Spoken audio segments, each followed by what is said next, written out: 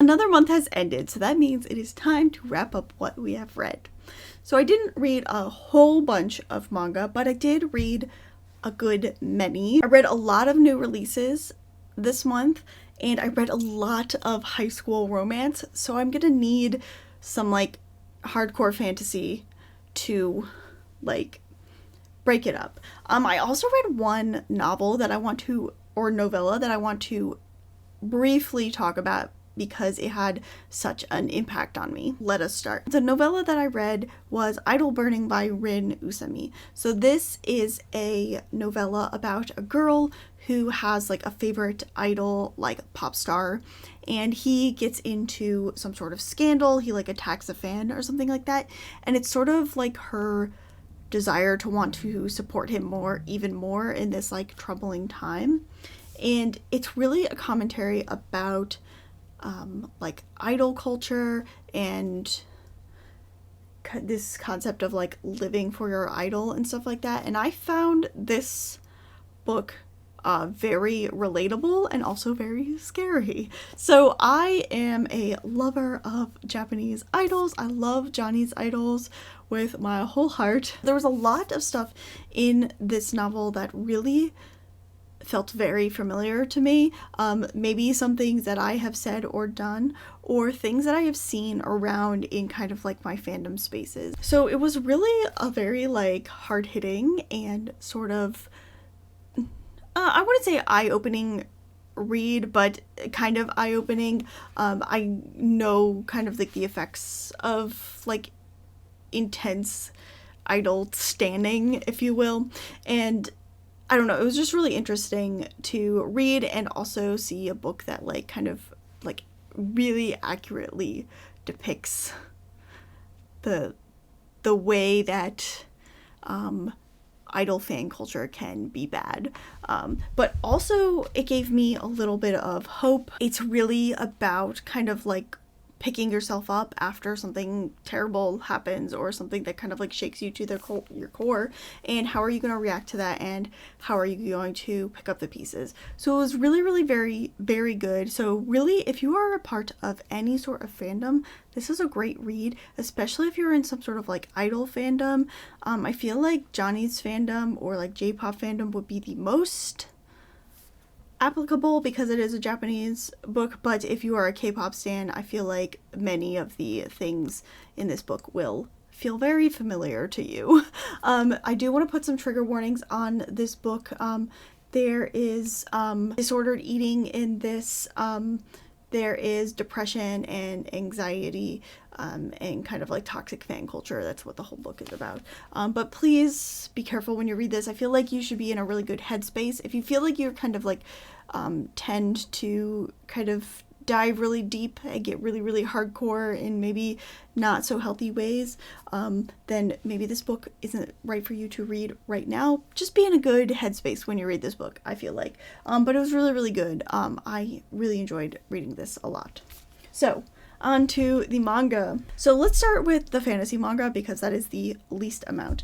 First off, I read volume 22 of Snow White with the Red Hair.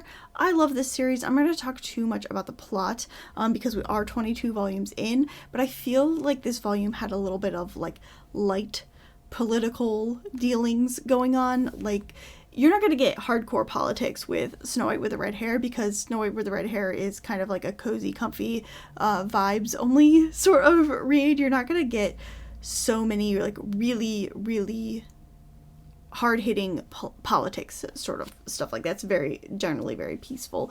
You do get kind of like some darker moments, like Mitsuhide's recent PTSD sort of bout. So it's not, it's like Snow White with the Red Hair politics, but there's like some dealings going on. Shirayuki and the gang have to get their glowing plant approved by a lord, and he's being a little bit sneaky, wanting to do, I don't know, he wants to get his own way, and I really don't know what he's exactly after, but I think he's after Shirayuki, which means probably Zen should probably tell people that, like, hey, this is my girlfriend, but he's a prince, she's an herbalist, they can't be together right now because they need to chase their dreams, whatever. But it's really, really fun. I feel like Snow White with the Red Hair doesn't have much going on in the plot area. There is a sort of overarching goal. It's Zen and Shirayuki working through life together, trying to achieve their goals, being the best people that they can be, that sort of thing, and like walking along that road together, whether they are physically together or like only emotionally together.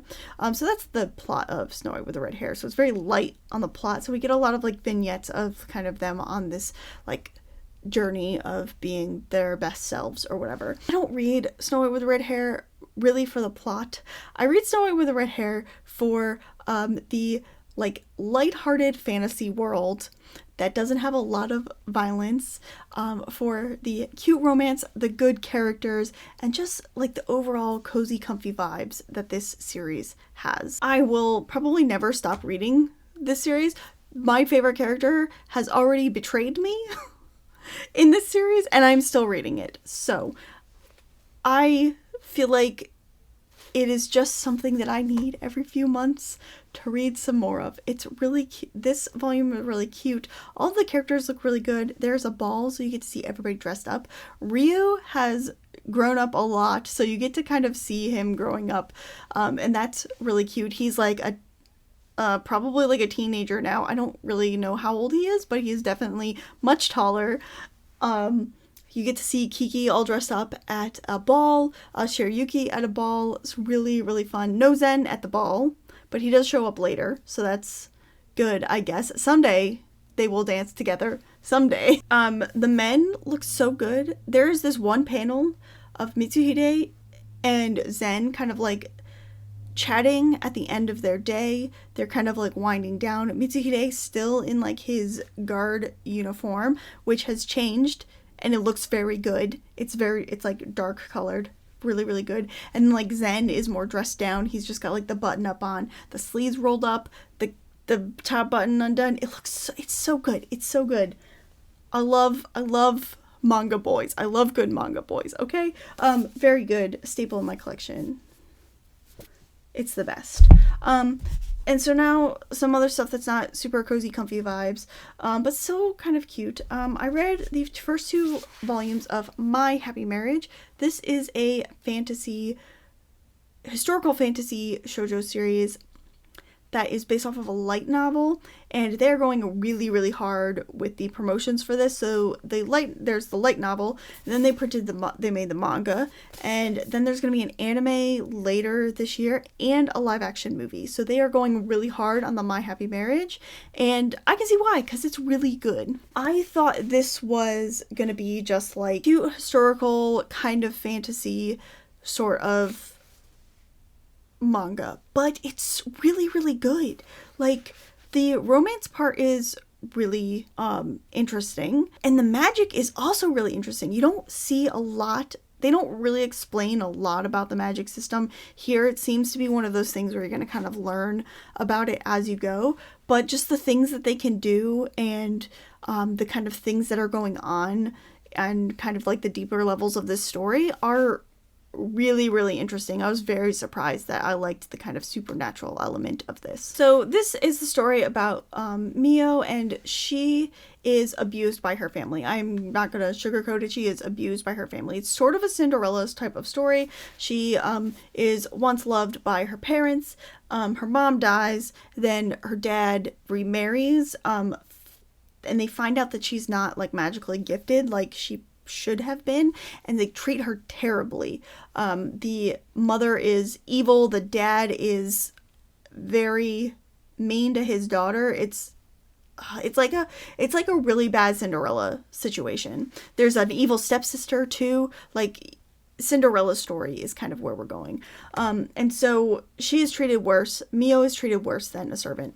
And so her family basically ships her off to go get engaged to this high-ranking military dude, where you would think somebody they would treat like worse than dirt wouldn't be engaged to a high-ranking military dude. But this guy is supposed to be like really, he has a reputation for being really cruel. None of his multiple engagements have lasted very long at all. So they're like, oh, we're going to send her off to be with this really mean guy, and either she lives her life in suffering with somebody who's really mean, or she dies, and we don't care about that. So as you can see, very bad people. So she goes to this guy's house to like be his fiance, or try to be his fiance, see if he'll accept her. I mean, this is like if he'll keep her, if it'll work out, is what I'm saying. And she is going into this with the attitude of, this is my last chance at life. If this does not work, I will have absolutely nowhere to go, and I will probably die. So she wants to make this work as much as possible, but she is, from years of abuse, she is very reserved and like shy, and she's been abused her whole life. So very difficult to meet people, especially if they have a gruff exterior, which this guy does. His name is Kyoka. It's about them kind of getting to know each other. He has a gruff exterior, kind of has a heart of gold, feels like, and you kind of see them breaking down the walls between them. These 2 volumes are very heavy on the, like, I am not going to say anything because I physically can't, and what if he hates me, and thinking, like, spiraling thoughts like that for both of them. But there's a really lovely housekeeper that's kind of trying to mediate and get them to open up to each other. And finally, at the end of the 2nd volume, they sort of start to open up with each other. I really hate, like, characters who don't communicate with each other, where they're like, oh, I have to say this to him, but I can't. I don't like that trope, and this does it, I think, in a way that is believable, because Mio has been abused her whole life. She physically cannot express her emotions because she has only known, like, anger and hurt when she has spoken up or something like that. So I understand that. I just felt like it went on a little bit too long. It was like almost 2 whole volumes of this, and I felt like we could have, like, sped up the kind of emotional growth there. So that's my really only criticism of it, but I'm really excited to read more of this, and I can't wait till the next volume comes out, because it's really good, and I want to find out what happens with the romance, and I want to find out what happens with the supernatural stuff. That looks really cool, and I want to know. So My Happy Marriage was a really great read. I really enjoyed this. The next one is The King's Beast by Ray Toma. This is volume 6. I was kind of thinking about maybe waiting until this was all the way done before I read the rest of it, but I am not going to do that anymore because I really like this volume. It kind of took a turn that I was not expecting. I was kind of expecting it, but it just got more interesting. So this volume is a little more spicy, but like not in a good way, like not the kind of spicy that you want. We'll see trigger warnings because a character does get drugged and another character attempts to take advantage of them. Maybe be careful of that going in to this, but we're getting more clues on, or we might possibly know who killed Rangatsu's brother, which is like the whole murder mystery, so really excited to kind of see where that goes. The art also in this is absolutely gorgeous, and it gets better with every volume. Like, it's so pretty. Like, I just feel like all of the characters are really beautiful, and just, it's a great manga to look at. So I'm really excited for the next volume to kind of see what happens. Next, we have my giant stack of high school romance manga. Most of these are actually new releases, so that's really fun. A lot of manga that is like a lot of these are volume 1s, which is fun. Alright, so the first one is Tsubakito Love Planet. This is by Mika Yamamori. This is volume 1. Mika Yamamori is the mangaka for Daytime Shooting Star, which is a manga that I ended up really liking. Tsubakito Love Planet is her other famous work. I've been hearing about this series for years and years, and finally Yen Press has licensed it. This is another age gap romance. We have a high schooler and an older guy. This is the story of Fumi, and basically she needs to pay back her father's debts because he is a terrible person, and she ends up taking a job as a like live-in maid for this historical novel writer, and she thinks he's going to be an old guy. He is not an old guy. He's a 20 something good looking guy. So that is quite a shock to her. So I know that this is an age gap romance between a high schooler and an older guy, and like an adult man. If you are not a fan of age gaps, that is fine. You don't have to read them. While I recognize, okay, so this is my stance on age gap romances. I do not think that in real life these things should happen. High schoolers should not date older adult men. They should date other teenagers. Like high schoolers should date high schoolers. I think in real life that should not happen, and I wish that we would get more manga that was not age gap romances, but if one sounds interesting to me, then I'm going to read it. Basically, the age gap is not something that turns me off of manga. I'm an adult woman, so I have media literacy. So while I do not like the age gap aspect kind of fundamentally, I will still read it and kind of see the merits of it, and if it works, it works, and if it doesn't, it doesn't. So we're gonna see how Tsubakito Love Planet goes. This was pretty interesting, I would say. It wasn't like super gripping, but it was still kind of cute, and I am interested to see where it's going. So there is that. There is a second male lead character in here that is a high schooler that I know we are not going to have the good ending like we did in Daytime Shooting Star with him, but still pretty interested to see how it goes. I do like Mika Yamamori's art. I think her characters' designs are really cute, so I'm kind of excited to read more of this one. But of course, if it's not your cup of tea, you do not have to read it. I read volume 3 of Imokoi, which everybody tells me is better than volume 2, but one of two things, or both of these things have happened. One is volume 2, which I hated, kind of soured me on this whole story, or this series is just like kind of not good, and I feel like it's just kind of like not good or not great. Imokoi is cute, but there's nothing beyond that. It's kind of just a normal high school romance, and I feel like it's not saying anything.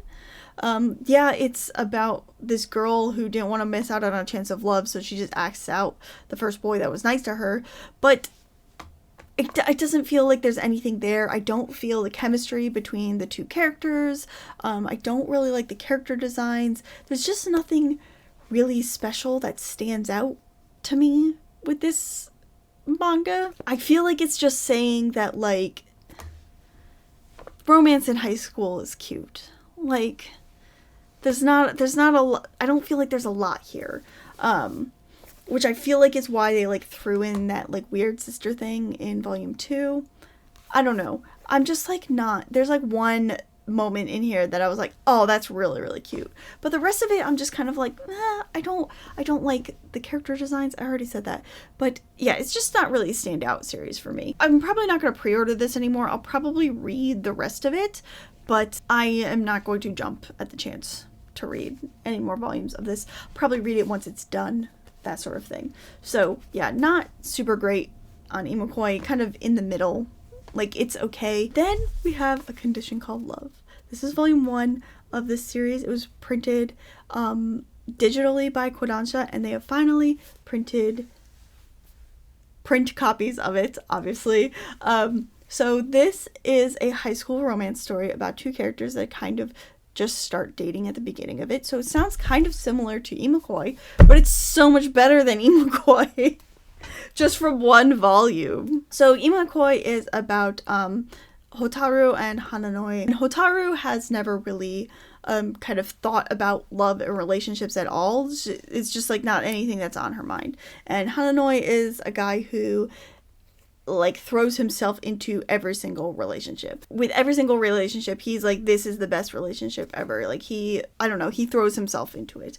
And the two of them, through events start dating on a trial basis. He kind of falls for her very quickly, and she has never dated anybody, hasn't really thought about that, so they start dating on a trial basis until Christmas. This manga comes really highly recommended, and I would also highly recommend it based off of one volume. I feel like this manga is really going to explore kind of what it means to be in a relationship with somebody, and kind of like what it means to have another person constantly in your life.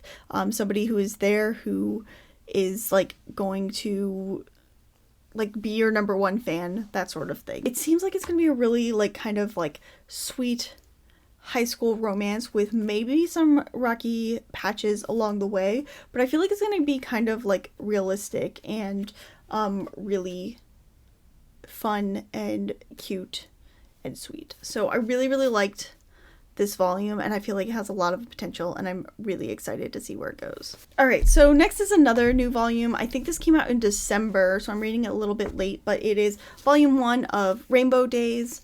I believe there's an anime that came out for this several years ago. I don't really watch slice of life anime. It doesn't really do anything for me, so I have not seen the anime for this.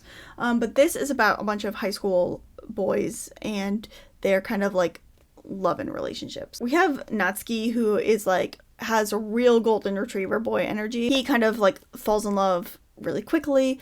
He falls in love with this girl who is nice to him after he gets like dumped on Christmas, and they end up meeting and becoming friends, and it's kind of like the development of their relationship. And it's really cute to kind of see somebody like super earnest. He's kind of like a stupid, lovable boy, which I really like. He has a group of fun friends. I have mixed feelings on his group of friends.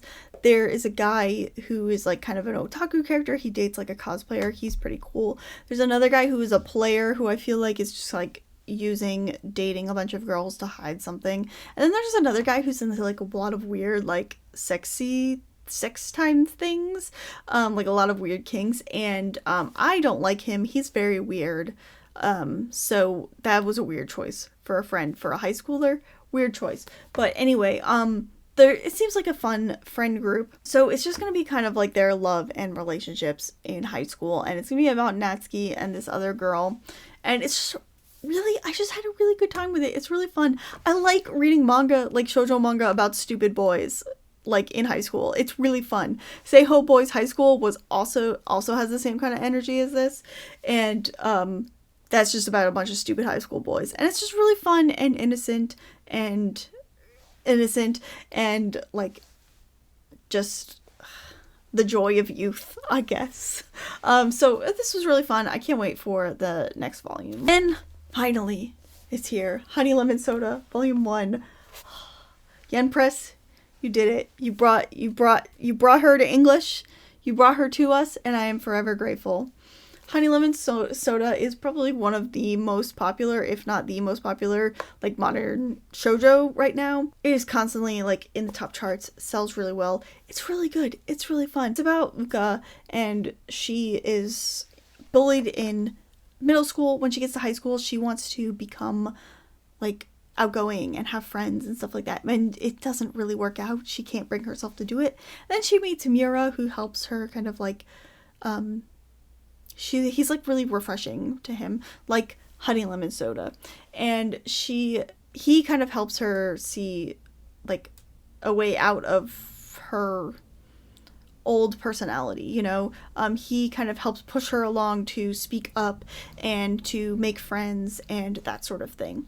So this manga is going to be about their relationship, like obviously, and it's just really cute and refreshing. I get kind of like Kimi ni Todoke vibes. Of course, like Kimi ni Todoke is like the best high school romance, so there are things that like this can't do, but I get kind of the same sort of vibes, you know, like a girl who is not great at making friends, and then a boy who kind of helps her realize like what her potential, or like who she can be, breaks her out of her shell, that sort of thing. Of course, Miura is like the anti-Kazehaya. Kazehaya is like 100% like good, refreshing boy next door, and Miura is a little more like he's still like refreshing in a way, but he's a little more rebellious. Like he slacks off in class. He is he's not super like rowdy, but he's not your boy next door is what I'm trying to say. But he's still a good boy. So I'm just really excited to read Honey Lemon Soda. I had a really good time reading this. It was really cute. It's probably a lot of things about shoujo manga that I like, so really fun. And then lastly, I have 2 volumes of Lovesick Ellie. This is probably my favorite ongoing shoujo manga in English. It was already printed in digitally, and it's just now being printed in like physical format, so that's why I say ongoing. So I read volumes 5 and 6, and these volumes were really, really good. I'm not going to put too many spoilers in it, but there are 2 things I want to say about these volumes. One is that it really, this is the whole, kind of the whole manga, but I feel like this is kind of getting more into it, but this manga really explores kind of like the sexuality of teenage girls, but not in like a weird shonen romance type of way. When you think about high school boys, you think, oh, high school boys are always thinking about sex like all of the time. And this manga really shows us that, like, you know, girls also think about that too. They have the same kind of like wants and urges that boys do also. And this manga really doesn't shy away from that, but it still does it in a like a really tasteful and really like innocent kind of way. It's Ellie who is a teenage girl and she likes a boy and she wants to do things with this boy, and it's like normal. So I like that this manga really kind of explores that and normalizes those feelings that all girls have. The other thing about this manga is something that got me really mad. There's a plot point in here, so I need to explain it because it made me angry. So we have Kaname, who's our like second male lead, and I am normally a second male lead girl. Like, I love a love rival, I love an underdog, I love a boy who is never gonna get the girl. I just feel bad for them. It's my character flaw, I guess. So normally I would like a second male lead, but I don't like Kaname because he is a bad friend. There is a situation with Ellie and her friend Sarah, and they have a miscommunication, and Kaname makes it worse. This whole situation, like, he's just a bad friend, and it really pissed me off that he was being a bad friend when he wanted to, like, actually be Ellie's friend. So it was annoying. But the whole situation also, it is a miscommunication, but I feel like it was done in a really real sort of way. So a lot of the times manga or stories in general will use miscommunication as a plot device to just create conflict out of nowhere. And it's a lot of the time, it's not good miscommunication. It's just like, oh, I'm not going to tell him because I'm mad at him. Or I'm just not going to tell him not to give him the satisfaction. It's like really stupid miscommunication. But Lovesick Ellie does this miscommunication plot point, I think, in a really realistic way. So Ellie has a lot going on, and she forgets to tell Sarah something really important. And that is something that happens. Like, sometimes you forget, especially if maybe you haven't seen your friend in a little bit. Ellie is also injured, so she has like a boot on her leg. She didn't break her foot or anything like that, but she is she is on crutches, okay? She's on crutches. So with the combination of like her like honestly forgetting to tell Sarah this big thing, and then Sarah finds out from somebody else, and then there's a conflict where Sarah thinks that maybe Ellie has outgrown her, and then she has this new guy friend, and they have a fight, and Ellie wants to go after Sarah, but she physically cannot run after her. And Kaname is there, and he says, oh, it sounds like she doesn't want to talk to you, and doesn't help her, right after saying, I want to be your friend. So a real friend would have said, you are injured, and you obviously want to go and work this out with your friend, so I'm going to go get your friend for you. And he doesn't do that. And that's why I was really mad about him, because he made a small miscommunication, a small honest miscommunication worse. And it eventually gets like all resolved, but I feel like this did two things. One, it showed a miscommunication plot point to for conflict in a really like realistic way, I feel like. And two, it also showed you that Kaname is not a good friend. So we'll have to see if he redeems himself. But I love Lovesick Ellie. It is so much fun. There's a weird thing about a cousin in here. There's also a note that it's like cousins are still allowed to marry in Japan, so it's like culturally it's not super weird. It's obviously like not super common, but it's also like not illegal in that country. So cultural difference there with that situation. It's not, at least it's not a sister. Anyway, Lovesick Ellie overall, like super fun. I really love this series and I'm behind on it and I need to catch up. Those are all the manga that I read in January. I feel like I talked a lot about that because there's a lot of new stuff and I had a lot to say about My Happy Marriage and Lovesick Ellie. Alright, so let me know in the comments if you read any of these manga. What do you think about all of these new shoujo manga that have been released at the end of last year and in this year? Which ones are you excited to know? Like, let me know. Let's chat about manga in the comments. Also, I want to say thank you to all of my new subscribers who came in from my manga collection video that I just uploaded. I am very happy that you are here. There's a lot of new people, which I'm very excited about. And also, I got accepted into the YouTube Partner Program. Oh my god. So it doesn't really change anything here. It's just that the ads that you see in my video, they like actually benefit me and not just YouTube. So that's really good. But really it just tells me that people are watching my videos and they're enjoying my videos. So I just hope that I can make more fun manga, shoujo manga related videos for you in the future. And I'm really excited that you're all here and we can all talk about shoujo manga together. If you like this video, please give it a thumbs up and subscribe to my channel if you want to see more manga related goodness from me. That is all I've got, guys, today. I'm Christy Lou. Till next time, mata ne!